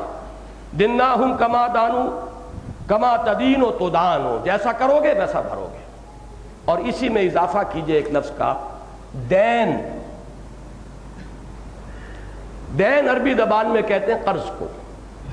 حروف اصلیہ وہی ہیں، دین میں جو حروف ہیں وہی اس میں ہے، فرق صرف زبر زیر کا ہے۔ دین کسے کہتے ہیں؟ جو واپس آئے، آئے یا نہ آئے توقع ہوتی ہے کہ واپس آئے گا، کوئی کھا کے مر جائے تو بات دوسری ہے، لیکن دین اور ہبہ یا ہدیہ، گفٹ کرنا، ہدیہ کرنا، ہبہ کرنا، یہ ہے کہ آپ نے دے دیا، آپ کو اس کا کوئی بدل نہیں چاہیے، اس کی واپسی کی آپ کو کوئی توقع نہیں، وہ اس کو آپ تحفہ کہیں گے، ہدیہ کہیں گے، ہبہ کہیں گے، وہ تو ہے، یا خیرات کہیں گے، صدقہ کہیں گے، یہ وہ شے ہے جو یک طرفہ ہے جس کو واپس نہیں لوٹنا۔ اور دین وہ شے ہے جو واپس آئے، جیسے کہ بدلہ جو ہے کسی عمل کا وہ واپس آتا ہے، وہ ریباؤنڈ ہے اس کا، جو آپ نے کیا اس کا ایک بدلہ ہے جو آپ کو آ رہا ہے۔ یہ یوں سمجھیے کہ آواز جیسے کہ واپس آتی ہے، اس کی جو آواز کی ریباؤنڈ ہوتا ہے، اسی طریقے سے تو دین اور دین حروف اصلیہ کے اعتبار سے بات ایک ہی ہے۔ اب اس سے آگے تفصیلی بحث تو پڑھیے گا بعد میں، اس سے آگے اب چونکہ یہ تو لفظ تھا عربی زبان کا جس کو کہ قرآن مجید نے اختیار کیا، اس کو اب اصطلاح کی شکل دی ہے۔ اصطلاح میں اس کے اب 2 درجے اور معین کیجئے جو لفظ بدلہ کے اندر موجود ہیں، امپلائیڈ ہے۔ نمبر 1، بدلہ کوئی دینے والی ہستی ہوتی ہے اور اس کی اطاعت پر اچھا بدلہ ملتا ہے اور اس کی نافرمانی پر سزا ملتی ہے، جزا و سزا۔ اس میں یہ 2 کانسیپٹ شامل ہو گئے، لہذا دین کے معنی میں اولاً اطاعت کا مفہوم شامل ہوا، اور دوسرے قانون، وہ قاعدہ اور ضابطہ جس کے تحت جزا و سزا ہوگی۔ اب یہ لفظ کثرت کے ساتھ قرآن میں آیا ہے، خاص طور پر مخلصین لہ الدین، میں نے پوری وضاحت کر دی ہے اس میں، قرآن مجید میں کتنی مرتبہ یہ آیا ہے، 2 مرتبہ مخلص لہ الدین، ایک مرتبہ مخلصاً لہو دینی، 6 مرتبہ مخلصین لہو الدین کے لفظ اطاعت اور بندگی اور فرما برداری کو اللہ تعالیٰ ہی کے لیے خاص کرنے کے معنی میں آئے۔ وما امروا الا ليعبدوا الله مخلصین لہ الدین حنفاء، اور انہیں حکم نہیں ہوا تھا مگر اس کا کہ وہ صرف اللہ کی بندگی کریں، اسی کے لیے اپنی اطاعت کو خالص کرتے ہوئے۔ تو اب جزا و سزا یا بدلہ سے آگے بڑھ کر اطاعت اور کوئی قانون اور ضابطہ جس کے تحت کہ وہ جزا و سزا ہو رہی ہو، یہ 2 اضافی تصور شامل ہوئے، اور ان سب کو جمع کیجئے تو اب نوٹ کیجئے دین قرآن مجید کی اصطلاح میں کس شے کا نام ہے؟ کسی ہستی کو مطاع مطلق مان کر، ایک لفظ کو سمجھیے اچھی طرح، کسی ہستی کو مطاع مطلق مان کر اس کی اطاعت کے اصول پر پورے نظام زندگی کو استوار کیا جائے تو وہ نظام زندگی اس ہستی کا دین قرار پائے گا۔ کسی ہستی کو مطاع مطلق مان کر اس کی اطاعت کے اصول پر جب زندگی کا پورا نقشہ بنایا جائے گا تو اس کا مجموعی نام اس ہستی کا دین ہوگا۔ اب اس کو یوں سمجھیے، سورہ یوسف میں آیا ہے ایک لفظ دین الملک۔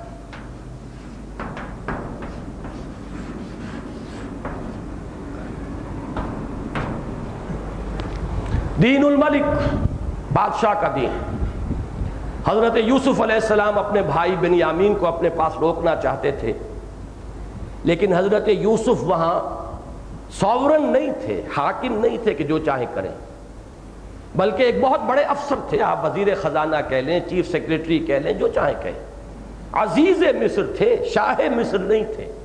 شاہ مصر تو وہ تھا جس نے خواب دیکھا تھا، وہ 7 گائیں دبلی اور 7 موٹی اور 7 بالیاں ہری اور 7 سوکھی، وہ بادشاہ تھا جس نے بلایا، اس کے خواب کی تعبیر حضرت یوسف نے کی اور اس نے بلا لیا، اور حضرت یوسف کو خزانے کا، یا یوں کہیے کہ آج کل ایگریکلچر کا کہہ دیجئے، منسٹر آف ایگریکلچر بنا دیا، جو بھی آپ کہیں۔ لہٰذا ان کے لیے ممکن نہیں تھا کہ وہ بادشاہ کے اس نظام اور قانون کے مطابق جس کے وہ خود پابند ہیں اپنے بھائی کو روک سکیں۔ فرمایا کذالک کدنا لیوسف، اللہ تعالیٰ نے خاص شکل پیدا فرما دی اپنی حکمت کاملہ سے، وہ کیا تھی اس پر میں بحث نہیں کروں گا، لیکن صرف قرآن یہ کہہ رہا ہے کہ یہ ہم نے شکل پیدا کر دی یوسف کے لیے، ما کان لیأخذ اخاہ فی دین الملک، ان کے لیے یہ ممکن نہیں تھا کہ اپنے بھائی کو پکڑ سکتے یا روک سکتے بادشاہ کے اس دین کے مطابق کہ جو اس وقت وہاں چل رہا تھا۔ اب یوں سمجھیے کہ یہ ملوکیت کے لیے ایک اصطلاح ہوگی دین الملک۔ کیوں؟ بادشاہ جو ہے وہ سوورن ہے، مطاع مطلق ہے، اس کو آخری اختیار حاصل ہے، اس کے زبان سے نکلا ہوا ہر لفظ قانون ہے، وہ جو فیصلہ کر دے اسے کوئی پوچھنے والا نہیں۔ اب پورا نظام زندگی جو ہے اس کے تحت ہے۔ دیکھیے بڑا پیارا لفظ آیا ہے، فرعون نے جو بات کہی تھی، الیس لی ملک مصر وہذہ الانہار تجری من تحتی، کیا بادشاہت جو ہے مصر کی وہ میری نہیں ہے، اور کیا یہ سارا آبپاشی کا نظام میرے تحت نہیں ہے؟ یہ اختیار مطلق میرا ہے، ساری اتھارٹی میرے ہاتھ میں ہے، تو یہ سارا نظام اس کے تابع ہے۔ اس اصول پر پوری زندگی کا ڈھانچہ بنا ہوا ہے، اس پورے نظام کو آپ کہیں گے دین الملک۔ بات سمجھ میں آ گئی؟ اب اس کے مقابلے میں آئے گا دین اللہ۔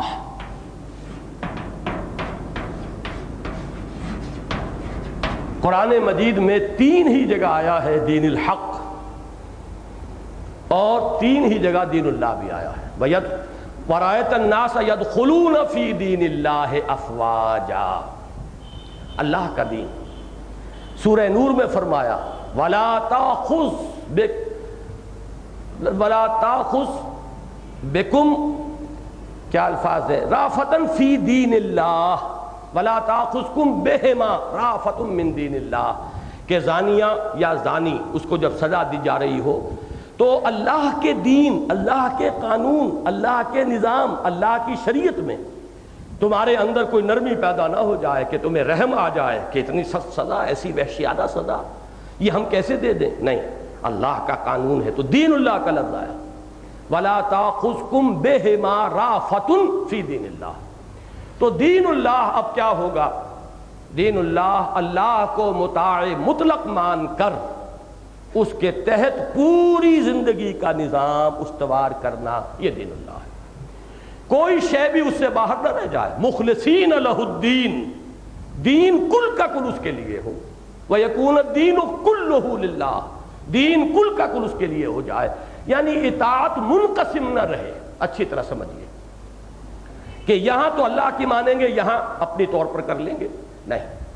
ہاں ایک بات اچھی طرح یہاں سمجھ لیں، جہاں اللہ ہی نے کسی کو اختیار دے دیا ہو وہ اسی کے تابع ہوگا۔ ہمارے رسول کا حکم مانو، رسول کو یہ اختیار اللہ نے دیا ہے، وَمَن يُطِعِ الرَّسُولَ فَقَدْ أَطَاعَ اللَّهَ، جو رسول کی اطاعت کرتا ہے وہ تو اللہ کی اطاعت کرتا ہے۔ وَمَا أَرْسَلْنَا مِن رَّسُولٍ إِلَّا لِيُطَاعَ بِإِذْنِ اللَّهِ، ہم نے نہیں بھیجا ہے کوئی رسول مگر یہ کہ اس کی اطاعت کی جائے اللہ کے اذن سے۔ جب اللہ کی اطاعت کے تابع کوئی اطاعت ہو رہی ہے تو وہ علیحدہ نہیں ہوگی، وہ تو اسی کے اندر شامل ہے۔ اسی میں ایک تیسری لنک آ جاتی ہے کہ حضور صلی اللہ علیہ وسلم کو لشکر بھیج رہے ہیں، اس کا کسی کو سپہ سالار بنا دیا ہے، امیر بنا دیا ہے، امیر الجیش۔ اب اس کی اطاعت بھی رسول کی اطاعت ہے، رسول کی اطاعت اللہ کی اطاعت ہے۔ یہ تو ایک چین ہے، ایک زنجیر ہے، اطیعوا اللہ واطیعوا الرسول واولی الامر منکم۔ لیکن مطلق اطاعت کسی اور کی، اللہ کی اطاعت سے آزاد، رسول کی اطاعت سے آزاد، اگر مطلقاً کسی کی اطاعت کی جائے گی یہی شرک ہے، یہی شرک فی الاطاعت ہے کہ کسی کو مطلقاً مطاع مان لیا جائے اللہ کی اور اس کے رسول کی اطاعت سے آزاد ہو کر، تو یہی شرک ہے۔ بتوں سے تجھ کو امیدیں خدا سے نو امیدی، مجھے بتا تو صحیح اور کافری کیا ہے۔ تو یہ شرک کے تصور کو یہاں اچھی طرح سمجھ لیجئے، اس لیے کہ یہ آیہ مبارکہ ختم ہوگی وَلَوْ كَرِهَ الْمُشْرِكُونَ۔ مشرک کون ہیں؟ جنہوں نے اس اطاعت کو منقسم کر دیا ہے، کچھ اطاعت اللہ کے لیے، کچھ اطاعت کسی اور کے لیے۔ جہاں یہ شرک، جہاں یہ اطاعت منقسم ہو جائے گی، یہاں تک کہ کچھ اطاعت اللہ کی، کچھ اپنے نفس کی، اپنے نفس کی اطاعت اللہ کے حکم کے تابع ہو تو شرک نہیں ہے۔ اللہ نے ایک چیز حلال کی ہے، آپ کے نفس کے اندر ایک تقاضا ہے، حلال چیز حلال ذریعے سے آپ نے حاصل کی ہے اور نفس کو دے رہے ہیں، یہ شرک نہیں ہے۔ لیکن آپ کے نفس کے اندر خواہش ہے ایک چیز کی اور وہ چیز اللہ نے حرام کی ہے، اب آپ نے اگر وہ اپنے نفس کا تقاضا پورا کیا تو آپ نے اپنے نفس کو اپنا معبود بنا لیا ہے، اب آپ کی اطاعت منقسم ہو گئی۔ لہذا اس کے لیے جو ایکسیم ہے، جو فارمولہ ہے، جو اصول ہے، وہ حضور صلی اللہ علیہ وسلم نے نہایت واضح الفاظ میں، مختصر الفاظ میں معین کر دیا، لا طاعت لمخلوق فی معصیت الخالق۔ مخلوق میں سے کسی کی اطاعت نہیں ہوگی جس میں خالق کی معصیت لازم آ رہی۔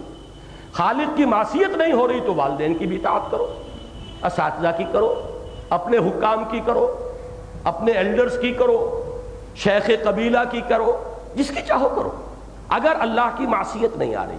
لیکن جہاں معصیت ہوئی، اگر نفس کی اطاعت کی گئی ہے اللہ کی معصیت میں تو نفس آپ کا معبود بن گیا۔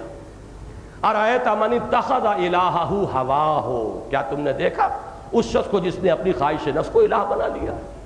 اس لیے کہ مطاع مطلق بنا لیا، اللہ کی معصیت میں نفس کی اطاعت کر رہا ہے۔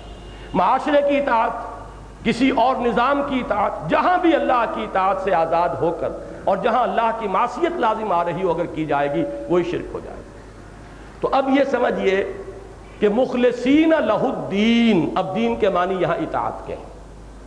اب تیسرا لفظ میں ایڈ کرنا چاہتا ہوں، آج کل کا جو بہت ہی محبوب نظام ہے ہمارا پوری دنیا میں، وہ دین الجمہور ہے۔ یہ لفظ قرآن مجید میں نہیں آیا ہے، لیکن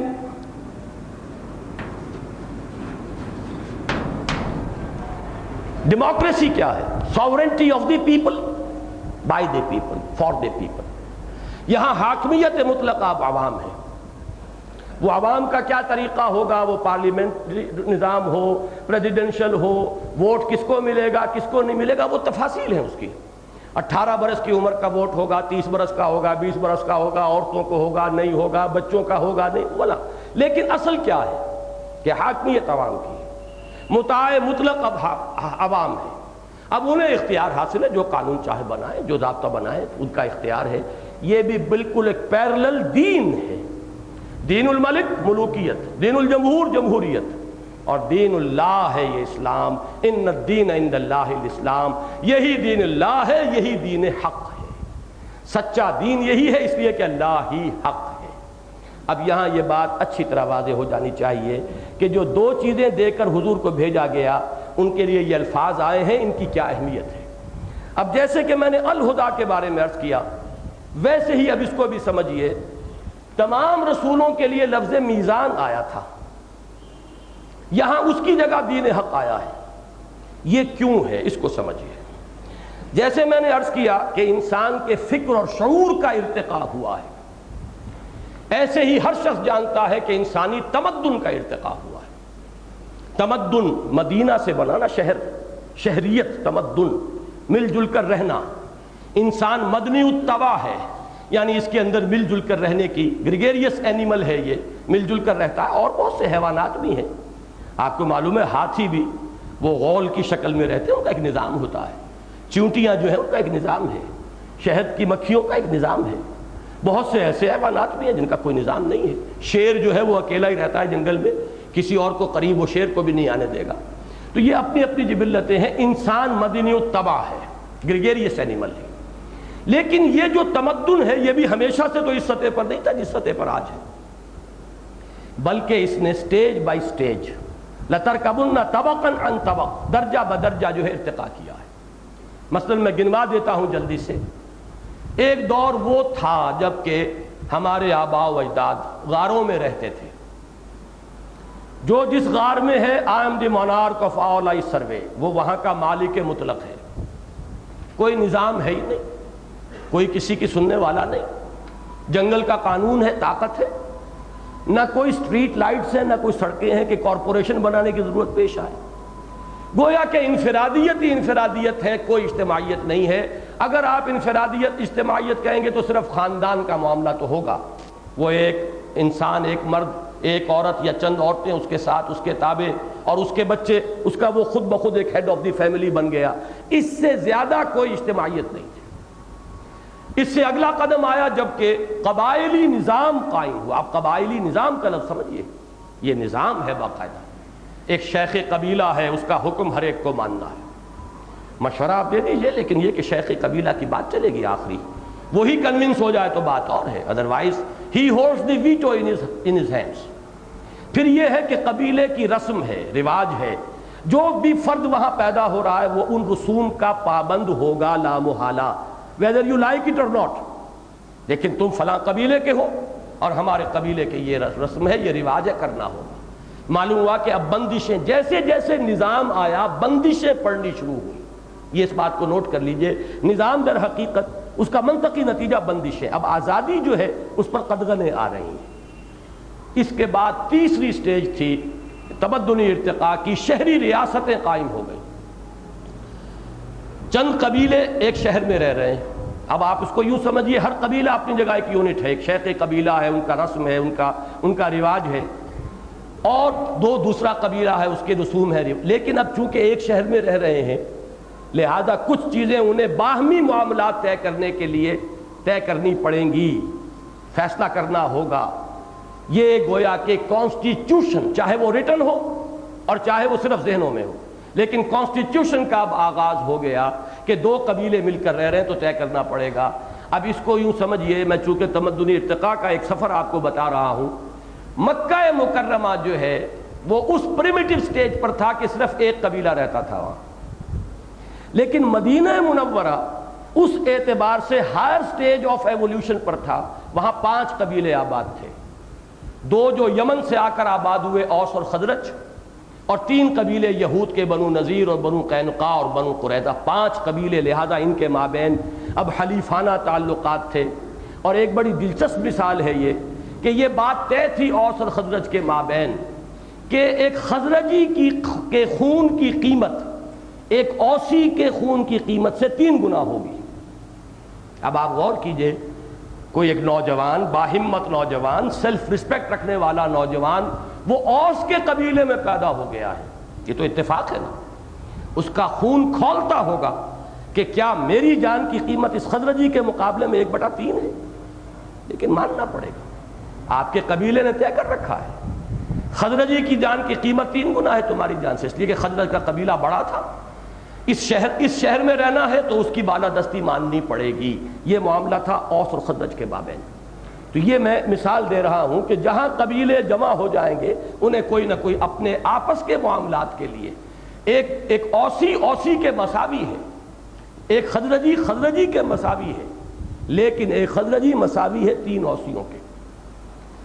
اب اس سے اگلی سٹیج وہ تھی کہ بڑی بڑی ایمپائرز قائم ہوئی، سلطنت قیصر و کسریٰ، سلطنت روما، یہ سلطنتیں عظیم سلطنتیں۔ تو میں نے خاص طور پر اس لیے آپ کو مکہ مدینہ کہ یہ جو سٹیجز تھیں وہ قبائلی، ایک قبیلے کا شہر مکہ مکرمہ، 5 قبیلوں کی ایک سٹی سٹیٹ وہ ہے مدینہ منورہ، اور اب شمال میں جزیرہ نما عرب کے شمال میں، شمال مشرق میں عظیم سلطنت ہے سلطنت کسریٰ، شمال مغرب میں جس کے ڈانڈے یورپ تک پھیلے ہوئے ہیں ایک عظیم مملکت ہے مملکت قیصر۔ ان مملکتوں میں کیا تھا، اب یہ اجتماعی نظام کی بندشیں اتنی گہری ہو گئیں، اتنی سخت ہو گئیں، اتنی ظالمانہ ہو گئیں، بادشاہ ہے، اس کے ٹھاٹھ باٹ ہیں، اس کا محل ہے، پومپ اینڈ شو ہے، پھر فوجیں ہیں، پھر نیچے وہ اس کے جاگیردار ہیں، ان کے بڑے بڑے جو اساتین مملکت ہیں، اور عام انسان ان کا کمی کاری بن کر رہ گیا ہے، رعایت اور رعیت بن کر رہ گیا ہے، خون پسینہ کسان کر رہا ہے زمین پر، لیکن اس کا لائنس شیئر جو ہے وہ جاگیردار لے گیا ہے، اور جاگیردار سے پھر اس کا شیئر حصہ رسنی جو ہے وہ دربار میں پہنچ رہا ہے۔ کوئی بیچارہ صنعت و حرفت والا کرگے پر بیٹھا ہوا اپنا پسینہ گرا گرا کے اس نے کوئی کپڑا بنا ہے، کوئی کھدر بنا ہے، لیکن یہ ہے کہ اس کے اوپر ٹیکس لگ رہا ہے شدید ترین، اس کی محنت کی کمائی جو ہے اوپر جا رہی ہے، چینلز بن گئے ہیں، اب انسان ہیز اور ہیو ناٹس کے اندر تقسیم ہو گیا ہے، اب تمیز بندہ و آقا وجود میں آ گئی ہے، حاکم و محکوم، اور عام انسان جو ہیومینٹی ایٹ لارج وہ پسی ہوئی ہے ان بندھنوں کے اندر، ان جکڑ بندیوں کے اندر، ان شکنجوں کے اندر کسی ہوئی ہے۔ یہ تھا نظام کہ جس وقت محمد الرسول اللہ صلی اللہ علیہ وسلم کی بعثت ہوئی۔ اب آپ سمجھئے کہ جو انٹرم پیریڈز تھے، جیسا کہ میں نے عرض کیا تھا، ڈوز اینڈ ڈونٹس دیے جاتے رہے، یہ کرو یہ نہ کرو، جیسا جیسا ارتقا ہوا میزان دی جاتی رہی، اس میں تول لیا کرو بھائی کس کا کیا حق ہے، کیا صحیح ہے کیا غلط ہے، یہ میزان ہے۔ لیکن اب دور شروع ہو گیا تھا نظاموں کا، لہذا اب وہ میزان ایک دین حق، ایک کامل نظام زندگی کی شکل میں محمد الرسول اللہ صلی اللہ علیہ وسلم کو عطا ہوئی۔ یہی وجہ ہے دیکھیے کہ لفظ اکمال اس کے لیے آیا، الیوم اکملت لکم دینکم واتممت علیکم نعمتی ورضیت لکم الاسلام دینا۔ یہ اتممت علیکم نعمتی الہدا کے اعتبار سے، اس لیے کہ نعمت در حقیقت ہدایت ہے، یہ میں پہلے عرض کر چکا ہوں۔ مطلق نعمت صرف نعمت ہدایت ہے، ہر شے نعمت بنتی ہے اگر نعمت ہدایت ساتھ شامل ہو، دولت بھی نعمت ہے اگر نعمت ہدایت ہو، اولاد بھی نعمت ہے اگر نعمت ہدایت ہو۔ اس کو مائنس کر لیجئے اس ہدایت کو، تو نہ اولاد نعمت ہے، نہ دولت نعمت ہے، نہ اقتدار نعمت ہے، نہ حکومت نعمت ہے، کوئی شے نعمت نہیں۔ تو نعمت مطلق صرف ہدایت ہے۔ تو وہ ہدایت کی نعمت جو ہدن کے تدریجی مراحل طے کرتے ہوئے محمد الرسول اللہ صلی اللہ علیہ وسلم پر الہدا کی شکل میں مکمل ہو گئی، اس کو تعبیر کیا اتممت علیکم نعمتی، تم پر میں نے اتمام فرما دیا اپنی نعمت کا۔ اور وہ میزان کہ جو حقوق اور فرائض کا توازن، کس کا کیا حق ہے، کس کی کیا ذمہ داری ہے، بیوی کے کیا حقوق ہیں، فرائض کیا ہیں، شوہر کے کیا حقوق ہیں، ذمہ داریاں کیا ہیں، والدین کے کیا حقوق ہیں، کیا فرائض ہیں، اولاد کے کیا فرائض ہیں، کیا حقوق ہیں۔ کوئی اگر کسی جگہ پر سربراہ ہے انتظامی اعتبار سے، لفظ حاکم کا مجازن اطلاق کریں گے ہم، حالانکہ حاکم تو حقیقتاً اللہ کے سوا کوئی نہیں، لیکن بہرحال مجازن یہ لفظ استعمال کرتے ہیں۔ اگر کوئی شہر کا حاکم ہے، اس کی ذمہ داری کیا ہے، اس کے فرائض کیا ہیں، اس شہر کے اندر بسنے والے شہریوں کے حقوق کیا ہے، فرائض کیا ہیں، یہ میزان ہر دور میں اس کی تمدنی سطح کی مناسبت سے عطا کی جاتی رہی۔ تاکہ لوگ اس عدل پر قائم رہیں، اس توازن کو برقرار رکھیں، کسی کو اپنے حق سے زائد لینے کا یارہ نہ ہو، جرت نہ ہو، کسی کو اس کے حق سے محروم نہ کیا جائے۔ لیکن یہ المیزان کامل ہوئی دین حق کی شکل میں محمد الرسول اللہ صلی اللہ علیہ وسلم پر، الیوم اکملت لکم دینکم واتممت علیکم نعمتی ورضیت لکم الاسلام دینا۔ آج میں نے تمہارے لیے تمہارے دین کی تکمیل کر دی اور تم پر اپنی نعمت ہدایت کا اتمام فرما دیا، اور اب آئندہ ہمیشہ ہمیشہ کے لیے میں تمہارے لیے دین کی حیثیت سے اسلام پر راضی ہو گیا۔ یہ اسلام ہی اب ہمیشہ ہمیشہ کے لیے ریکگنائزڈ دین ہے اللہ کے ہاں، جو مقبول ہے، پسندیدہ ہے، جو اللہ تعالیٰ کے ہاں شرف قبول حاصل کرنے والا ہے۔ تو آج ارادہ تو یہ تھا کہ اس آیہ مبارکہ کی ہم تکمیل کریں، لیکن ممکن نہیں ہوا ہے، اور وقت جتنا طے کیا تھا ہم نے وہ پورا ہو گیا ہے، تو میں آج اسی پر ختم کر رہا ہوں۔ بقیہ حصہ جو اصل ہے اب اس کی بحث، یہ سب کچھ تو تمہید ہے۔ وہی ہے اللہ جس نے بھیجا اپنے رسول کو صلی اللہ علیہ وسلم، یا جیسا کہ میں نے عرض کیا اپنے رسول کامل کو صلی اللہ علیہ وسلم، الہدا یعنی ہدایت کاملہ سے نواز کر، ودین الحق اور کامل اور حق اور سچا اور مبنی بر عدل و انصاف نظام دے کر، کامل دین حق دے کر۔ یہ سب کچھ کس لیے؟ یہ کس لیے کی بحث تو لام سے شروع ہوگی، جیسے کہ وہاں تھا لے یقوم الناس بالقسط، اب یہاں ہے لے یظہرہ علی الدین کلہ، اور اسی میں لوگوں نے بڑے غلط قسم کے جو ہے معنی دریافت کر لیے ہیں۔ آج کے دور میں اپنی ذمہ داریوں سے بچنے کے لیے انسان فرض کے بوجھ سے چاہتا ہے پہلو ہی کرنا، اور کسی نہ کسی بہانے سے وہ اپنے آپ کو بچانا چاہتا ہے۔ اس کی ساری بحث لیظہرہ پر آئے گی، لیظہرہ علی الدین کلہ۔ اب اس پر انشاءاللہ تعالی گفتگو آئندہ درس میں ہوگی۔ بارک اللہ لی ولکم فی القرآن العظیم ونفعنی وإیاکم بالآیات والذکر الحکیم۔